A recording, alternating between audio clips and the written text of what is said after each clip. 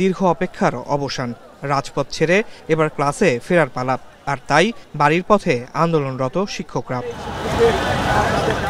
20% বাড়ি ভাড়া বৃদ্ধি সহ 3 দফা দাবিতে গেল 10 দিন ধরে কেন্দ্রীয় শহীদ মিনারে অবস্থান করে আন্দোলন করে আসছিলেন দেশের বিভিন্ন প্রান্ত থেকে আসা এমপিওভুক্ত শিক্ষক কর্মচারীরা। দাবি আদায়ে রাজপথের আন্দোলনে পুলিশের সঙ্গে সংঘর্ষে আহতও হয়েছেন অনেকে।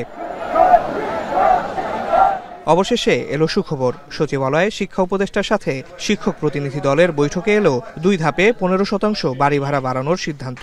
আগামী 1 নভেম্বর থেকে 7.5% এবং 2026 সালের জুলাই থেকে কার্যকর করা হবে বাকি 7.5% বাড়ি ভাড়া।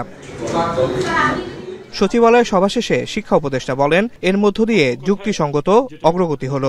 দেশের বর্তমান অর্থনৈতিক পরিস্থিতিতে এটি গুরুত্বপূর্ণ অর্জন বলেও মন্তব্য করেন তিনি। তাদের যে বেতন কাঠামো এবং অন্যান্য সুযোগ সুবিধাদি সেটা যথেষ্ট রকমভাবে কম, এবং আমরা এবং সেই বিষয়ে আমরা সচেষ্ট হব এবং থাকব। এমন এক সময় এই সরকার দায়িত্ব গ্রহণ করেছেন যে অর্থনীতির অবস্থা যথেষ্ট ভঙ্গুর ছিল, তার থেকে উত্তরণের চেষ্টা চলছে। যেই পরিমাণ দাবি ছিল তার যৌক্তিকতা নিয়ে আমাদের কখনোই কোনো সংশয় ছিল না। অবশ্যই যুক্তিযুক্ত দাবি ছিল, কিন্তু সেটা পূরণ করা ছিল অন্যান্য শর্ত সাপেক্ষে আমাদের সম্পদ কতটুকু রয়েছে। এদিকে সরকারের সিদ্ধান্ত মেনে নিয়ে দ্রুতই নিজ নিজ শিক্ষা প্রতিষ্ঠানে ফিরে যাওয়ার কথা জানিয়েছেন আন্দোলনরত শিক্ষকরা। যে পরিমাণ দাবি সরকারের পক্ষ থেকে পূরণ করা হয়েছে এতে আমরাও সন্তুষ্ট আছি।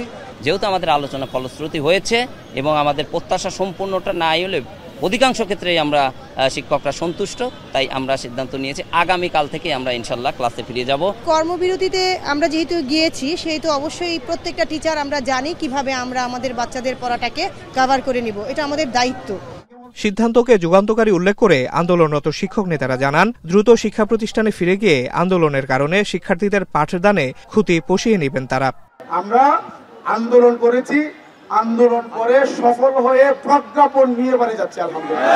আমাদের কষ্ট হইলেও আমরা শনিবার গুলো খোলা রেখে তাদের এই যে 8 দিন ক্ষতি হয়েছে আমরা ইনশাআল্লাহ পুষায় দিব। শিক্ষকদের আন্দোলনের সাথে একত্রতা প্রকাশ করায় এ সময় সব রাজনৈতিক দলকে ধন্যবাদ জানান শিক্ষক নেতারা।